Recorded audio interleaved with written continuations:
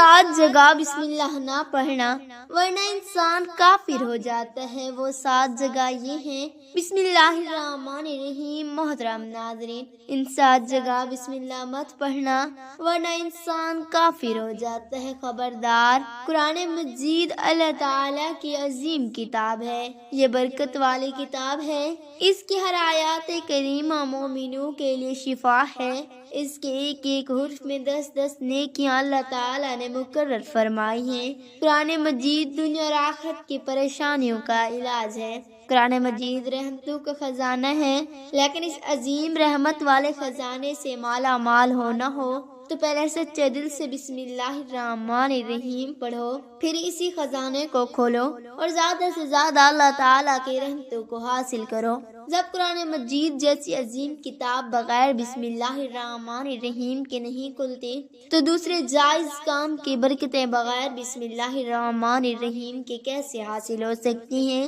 حضرت عثمان بن عفان رضی اللہ تعالی عنہ نے رسول اللہ صلی اللہ علیہ وآلہ وسلم سے بسم اللہ کی نسبت سوال کیا تو آپ صلی اللہ علیہ وآلہ وسلم نے فرمایا، یہ اللہ تعالیٰ کا نام ہے، اللہ تعالیٰ کا بڑا نام ہے اور اس میں اس قدر نزدیکی ہے جیسے آنکھ کی سیاہی اور سفیدی میں۔ حضرت جابر رضی اللہ تعالی عنہ فرماتے ہیں، جب یہ آیت مبارکہ بسم اللہ الرحمن الرحیم اتری تو بادل مشرق کی طرف چھت گئی، ہوائیں ساکن ہو گئی، سمندر ٹھہر گیا، جانوروں نے کان لگا لیے، شیاطین پر آسمان سے شعلے گرے اور پروردگار عالم نے اپنی عزت و جلال کی قسم کھا کر فرمایا، جس چیز پر میرا یہ نام لیا جائے گا اس میں ضرور برکت ہوگی۔ ابن مسعود رضی اللہ تعالی عنہ فرماتے ہیں کہ جہنم کے 19 دروازوں سے جو بچنا چاہتا ہے وہ بسم اللہ الرحمن الرحیم پڑھے،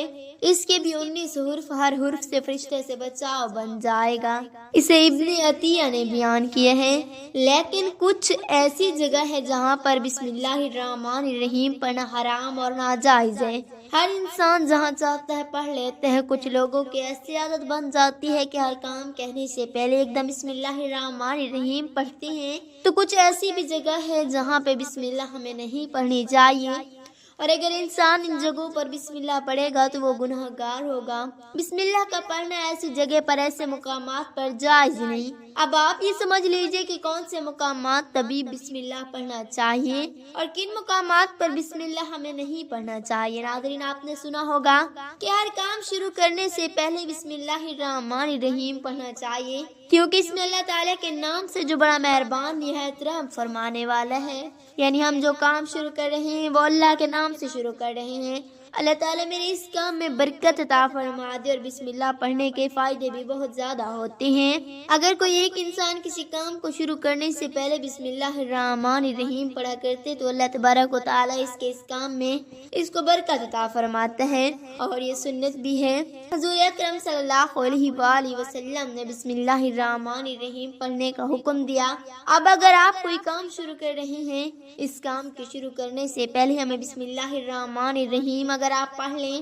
تو آپ کی سنت بھی ادا ہو جائے گی، اور اس سے آپ کو ثواب بھی ملے گا اور اس کی برکتیں بھی آپ کو ملیں گی۔ اگر آپ نے کسی نیک کام شروع کرنے سے پہلے بسم اللہ الرحمن الرحیم پڑھ لیا تو پھر انشاءاللہ اس میں آپ کا نقصان نہیں ہوگا۔ اللہ تعالیٰ خود آپ کا حامی مددگار اور ناصر بن جائے گا، کیونکہ آپ نے اپنے کام کو اللہ تعالیٰ کے نام سے شروع کیا کہ ہمارا کام تھا کرنا اور بندہ کیا کرتا ہے، اور بندے کے ذمہ صرف اسباب کا اختیار کرنا ہے۔ آپ کسی کام کو کرنے سے پہلے سبب اختیار کریں، جو آپ کا کام ہے وہ اللہ تعالیٰ کے سپرد کر دیں۔ آپ اپنے کام کو کریں، جو آپ کا کام ہے وہ اللہ تبارک و تعالیٰ کے سپرد کر دیں۔ ایک مرتبہ ایک صحابی آیا، عرض کرنے لگے، یا رسول اللہ صلی اللہ علیہ وآلہ وسلم، میں پریشان ہوں، ہمارے اونٹ کہیں کھو گئے ہیں۔ تو آپ صلی اللہ علیہ وآلہ وسلم نے ان کو یہ بتایا کہ اللہ تعالیٰ پہ بھروسہ کرو، اللہ تعالیٰ پہ بھروسہ ہی سب چیز ہے۔ یہ بولو کہ میں نے اللہ تعالیٰ پر کر لیا، اللہ پر کافی بہترین کارساز ہے۔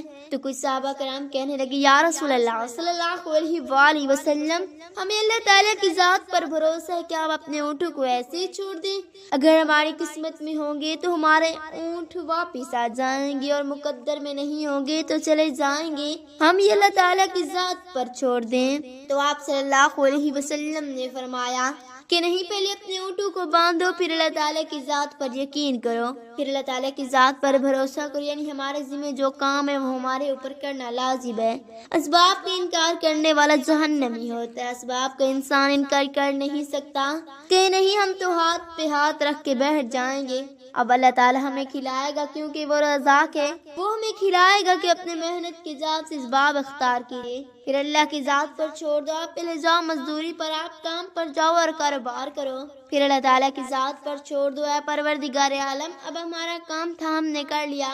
آگے تیری رضا اور تیری رحمت کے ہم امیدوار ہیں، صرف ہمارے کمانے سے رزق تھوڑی ملتے، آپ نے کمال کے لیے آئے تو بس کما کے لیے آئے، اس کے علاوہ غور کیجئے کہ دانے کو زمین سے نکالا کس نے، اس کے بعد پھر اس کو گندم کی شکل، پھر وہ آٹے کی شکل میں، پھر وہ روٹی بنتی ہے، ہم سمجھ رہے ہیں کہ یہ ہماری محنت سے ہو رہا ہے، ہم نے روٹی بنائی، روٹی بنا کے گوشت یا سالن سبزی ہمارے سامنے آئی، اس کے بعد ہم نے جیسے اس کو بسم اللہ پڑھ کے کھایا تو اب ہمارے حلق پر ایک فرشتہ بیٹھا ہوا ہے، فرشتہ اللہ تعالیٰ سے اجازت مانگ رہا ہے، حلق میں ہماری دو نالیاں ہوتی ہیں، ایک نالی سانس کی ہوتی ہے اور ایک نالی خوراک جس کے اندر جاتی ہے، اور اللہ تبارک و تعالیٰ پر چھوڑ دیا تو نیک کام ہم شروع کر رہے ہیں، کھانا کھا رہے ہیں، بسم اللہ الرحمن الرحیم پڑھنی چاہیے تو بسم اللہ پڑھی کی گئی، لیکن بہت سارے لوگ ایسے ہوتے کہ کچھ حرام کام کرنے سے پہلے، جیسے مثال کے طور پر اگر کوئی انسان جوا کھیل رہا ہے تو اس میں بسم اللہ کا پڑھنا حرام ہے، کہ اللہ نے کے نام سے شروع، اللہ نے کب کہا تھا کہ آپ جوا کھیلو،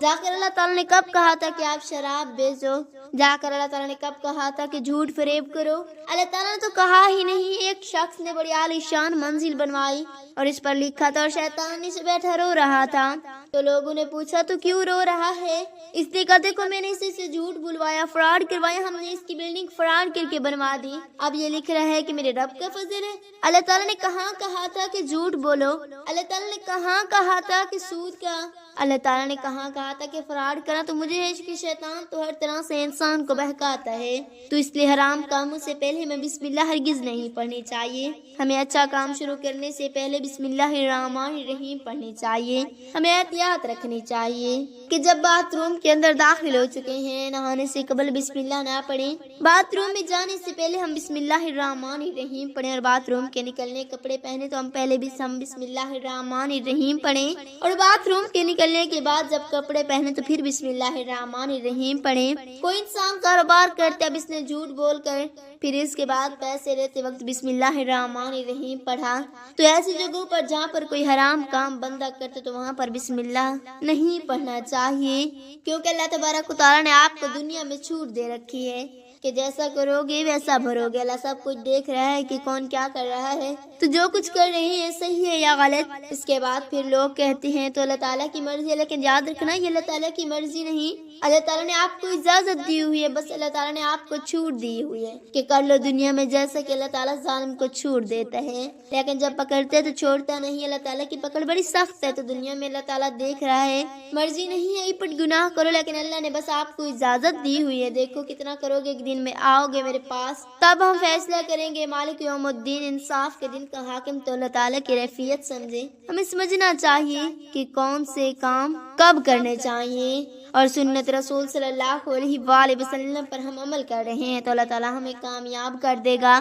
دنیا میں بھی آخرت میں بھی انشاءاللہ۔ حضرت معاذ بن جبل رضی اللہ تعالیٰ عنہ روایت کرتے ہیں، ایک مرتبہ رسول خدا صلی اللہ تعالیٰ علیہ وآلہ وسلم کی سواری کے پیچھے بیٹھنے کا شرف ملا، آپ نے ارشاد فرمایا، اے معاذ اللہ تعالیٰ کے ہاں محبوب سب سے زیادہ کون ہے، اور بندوں کا حق رب تعالیٰ پر کس عمل کے ذریعے بنتے ہیں، میں نے عرض کیا اللہ اور اس کے نبی صلی اللہ علیہ وسلم سب سے زیادہ بہتر جانتے ہیں، آپ نے ارشاد فرمایا، کوئی بندہ یہ عمل کرتا اللہ تعالیٰ اس کو صرف اور صرف جنت عطا فرماتا ہے، کیونکہ اللہ تعالیٰ اپنے بندوں کا حق خوب دینے والا ہے، اللہ پاک ہمیں بہتر عمل کرنے کی توفیق عطا فرمائے اور ہمارا خاتمہ ایمان پر فرمائے، آمین ثم آمین۔ ناظرین کمنٹ باکس میں اللہ تعالیٰ کے 99 ناموں میں سے ایک نام ضرور ٹائپ کریں، شکریہ، اللہ پاک ہمارا حامی و مددگار ہو، آمین ثم آمین۔